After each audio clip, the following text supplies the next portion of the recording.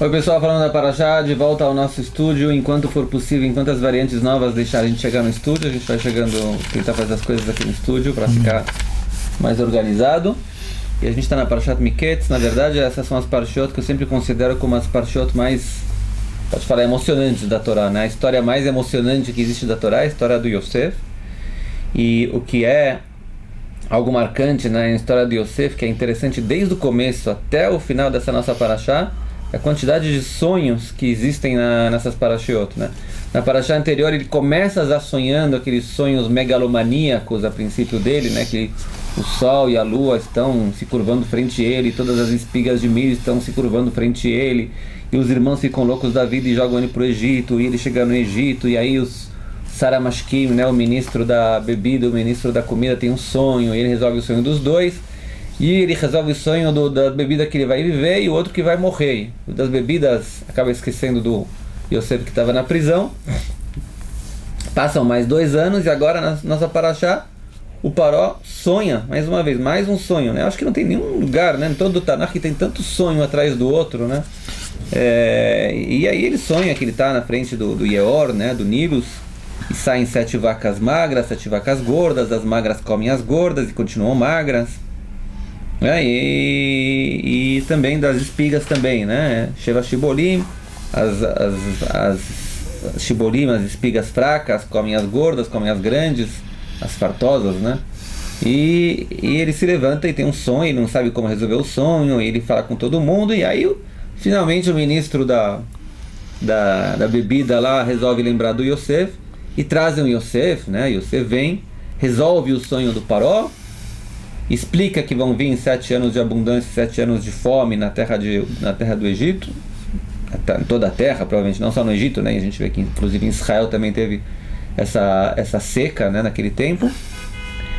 E o que eu tento pensar um pouco às vezes, né, também, né, o que esses sonhos têm tanto a ver, né, com a história, né? Porque tudo tem que passar por meio de sonhos aqui, né? Por que esses sonhos... O que esses sonhos vêm a mostrar para a gente, né? E por que tudo se revela por meio dos sonhos? Então essa é um pouco a direção, né? Sonhos são importantes assim, da maneira que é formado aqui na Torá. Sonhos são verdade, sonhos são mentira. O próprio Rashi traz no começo já, né, que como ele sonhou com 12, o sol e a lua e mais 10 tribos se curvando frente a ele, então os irmãos já falaram, não pode ser verdade, porque a Rachel já faleceu, então não pode ser o sol e a lua. Então o Rashi já fala, né, tá certo, mas mesmo sonhos que são como uma semi-meta profecia, sempre tem alguma coisa de besteira no meio também. Quer dizer, como quem dizendo, pode ser até um sonho de profecia, mas tem besteira no meio também, né?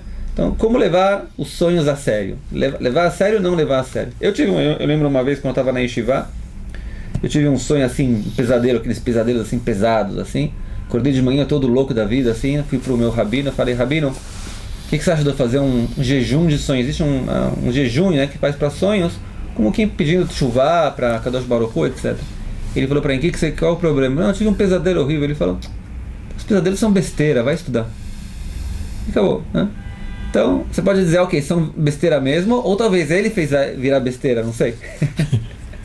É difícil terapia. Eu tenho um pouco de posições talvez, mas apresenta a tua posição, depois a gente começa a entrar um pouco mais. O que são esses sonhos e por que os sonhos revelam tantas coisas profundas aqui? Vamos pegar os extremos. Existem 2 extremos na abordagem dos sonhos em relação à Bíblia.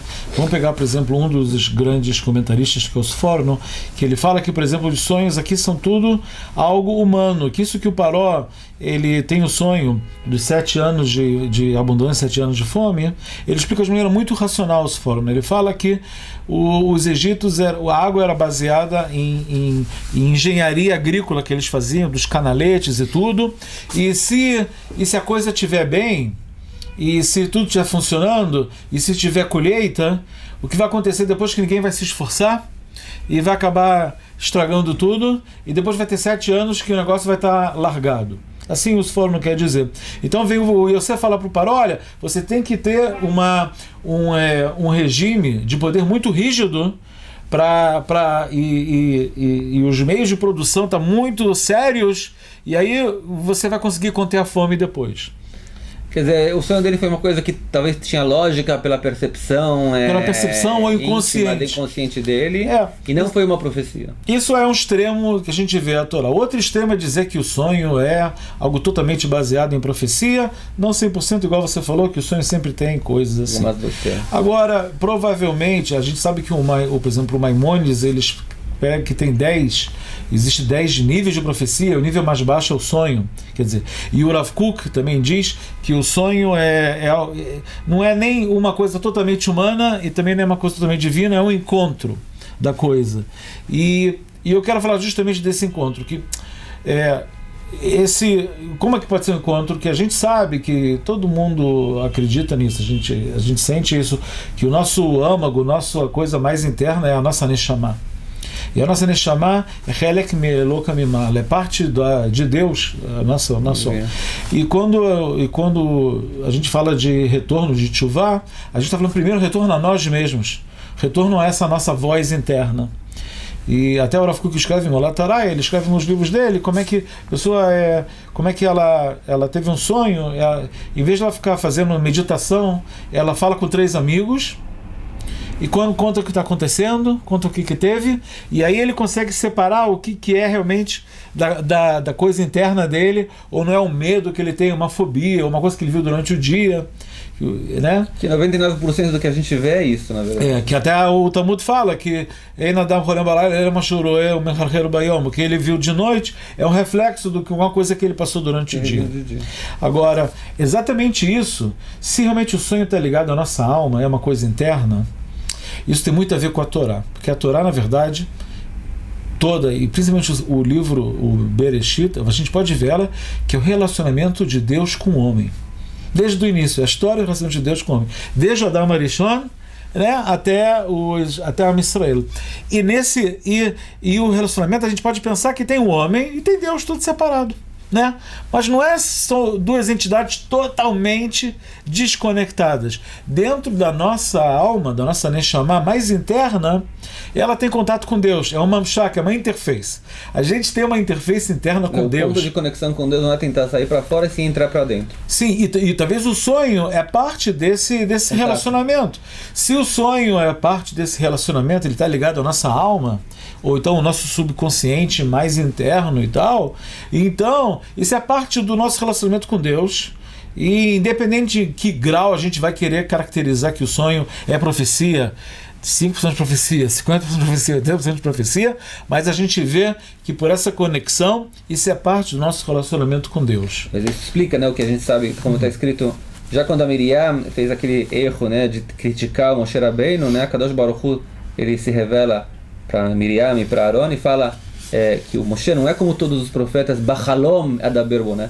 Não é como todos os profetas que eu falo com eles por meio de sonhos. Sim. Que você, mais uma vez, né? O sonho, na verdade, é muitas vezes o ponto de conexão da nevoada, da profecia. Sim. O próprio Yaakov, quando teve aquele sonho da escada, foi em sonho, não está escrito que ele viu com os olhos abertos. Agora, mas repara que na Miriam, é verdade que Deus revela, ele dá uma deixa pra gente, que ele usa o sonho como veículo. Certo. Agora, a gente não sabe, a pergunta nossa é que, a pergunta é se Deus sempre usa esse veículo, ou se o veículo em si sempre quer dizer, o sonho em si por ser, ele é algo divino. A gente só sabe disso que ele falou da Miriam, que é um veículo que eu uso, né? Eu uso com os Nevim. Para me comunicar. Agora a pergunta é se o sonho que eu tive ontem à noite tem alguma coisa ou não relacionada. Assim, muitas das profecias estão em sonhos, mas nem todo sonho é profecia. Claro, exatamente. Mas talvez, como a gente está falando aqui, que não é preto no branco. Provavelmente tem uma linha muito tênue, uma linha muito delicadazinha, que ela fala que talvez tenha um lado, você tem, qualquer ato nosso tem coisas que são da nossa personalidade mais externa e tem também sempre um motivo muito interno nosso. E a gente tem que conseguir se ligar a esse lado interno. E é claro que o sonho, que é uma coisa muito íntima, também tem isso, né? E eu acho que é um dos motivos, talvez, que a Torá, ela sim traz o sonho também, que explica a história toda. A gente nem ia conseguir entender a história de Yosef, que aconteceu, e de Paró e tudo, sem os sonhos, né? É parte integrante da história. Se a gente cortasse as cenas dos sonhos, não dá para entender porque está acontecendo tudo, né? Então, talvez isso seja tão principal. Isso também diz um pouco dos sonhos, sem dúvida nenhuma. Eu completo a ideia. Tem aqui um ponto importante, na verdade, que o sonho, que a resolução do sonho do Paró, do Yosef para o Paró, impressionou tanto o Paró. Mas isso é um problema à parte, tem que falar talvez uma outra oportunidade. Sim. Mas o que sim eu gostaria de completar, né, nessa ideia, né, sobre sonhos, é que a gente costuma falar, né, na Tfilá, antes quando a gente acaba de seudar, quando a gente acaba de comer, a gente fala Shir Amar Beshuv Hashem et Shevat Zion Ainu Kecholmim, né? A gente fala, quando a gente for no futuro, quando a gente chegar, se Deus quiser, na redenção final, nós, a princípios, seríamos como sonhadores, seríamos como um sonho. E tem uma discussão nos intérpretes desse Pasuk do Teilim, qual a intenção? Uma parte fala, vai ser algo tão legal, tão bom, tão incrível, que vai ser como um sonho, né? Um bom sonho. Então, aí no Kecholmim, a gente vai estar num clima de sonho. Sim. E existe uma outra explicação que eu li que eu acho que talvez seja mais certa, que diz o contrário. Diz pejorativo. Assim, não pejorativo. Não. Diz assim, aí no Kecholmim quer dizer, o que acontece com o sonho? Quando você sonha, né, quando você está no meio do sonho, normalmente, né, às vezes você sabe que está sonhando, mas normalmente quando você descobre que está sonhando no sonho, você acorda, né? Porque você quebra aquela ilusão. Mas normalmente no sonho, por algum motivo, né, o cérebro consegue fechar você não percebe que você está sonhando. Por mais absurdo que as coisas estão acontecendo lá dentro, você sente que aquilo é verdade, né? Sim. Mas quando você acorda de manhã e você começa a pensar nas besteiras que você sonhou na noite, você fala, como eu consegui me auto-enganar, né? Como eu consegui me auto-enganar e imaginar que essas besteiras tão grandes têm algo a ver com a realidade. Sim. Então ele diz a mesma coisa vai ser no futuro também, né? Quando o Mashiach chegar, quando a redenção chegar, a gente vai olhar para trás e falar, quanta besteira no exílio a gente viu, não era a realidade aquilo. A realidade é o que a gente está vivendo agora. Aí no Kecholmim, tudo que a gente passou antigamente era um sonho. Sim. Comparado com o que a gente está vivendo agora é a realidade. Aquilo tudo foi um sonho, com um monte de besteiras, com um monte de coisas ilógicas que estavam acontecendo. Sim. Hoje em dia é a realidade. Sim. Então, Bezerra Hashem, que isso seja uma Geulá, né? Um sinal, talvez, né, para o futuro, que uma Geulá esteja próxima, se Deus quiser. A gente sabe que tem está escrito que na Gemara, que quando as pessoas queriam ter uma indireta, assim, um sinal de nevoar de profecia, existia mais um caminho, que era perguntar para uma criança o que ela estudou no Heider, o que ela estudou no colégio, né? Que passou, não tentem isso em casa. Só Klipsukha, né? Tentam, né? O que você estudou hoje, né? E eu gostei porque anteontem chegou a minha filha para mim e ela falou, Aba, eu preciso estudar com você agora 4 psukim do Sefer Yeshaya. Assim que ela falou. Falei, a Morá falou que a gente fez bagunça, então ela deu 4 psukim que ela não ensinou. Pra gente aprender a ensinar em casa, você tem que me ajudar então nesses 4 psukim. Ok. Aí eu falei, tá bom, vamos abrir os 4 psukim. Aí comecei a ler os 4 psukim. Os psukim כולם יבואו להר השם, כי מציון תצא תורה ודברים מירושלים, יבואו כל הגויים לראות ויורנו מדרכנו, né, que todos os povos vão subir para Israel para pedir que o povo de Israel ensine os caminhos para eles. Que mציון תצא תורה ודבר השם מירושלים. Então são 4 psukim assim, talvez os mais fortes que existem de Geulá, né, que eu conheço, né. Aí eu falei para ela, que legal, que psukim você me trouxe, né, que bacana. Aí ela falou, porque nos próximos psukim, pai, a gente já volta de novo para os psukim maus, né? Eu falei, não, deixa, os psukim maus, você continua com a tua professora. Você me trouxe esses 4 psukim e eu fico neles. Então a gente também fica neles, nesses psukim bons, apesar de estar achando que tem uma Geulá Bekarov. Escolha.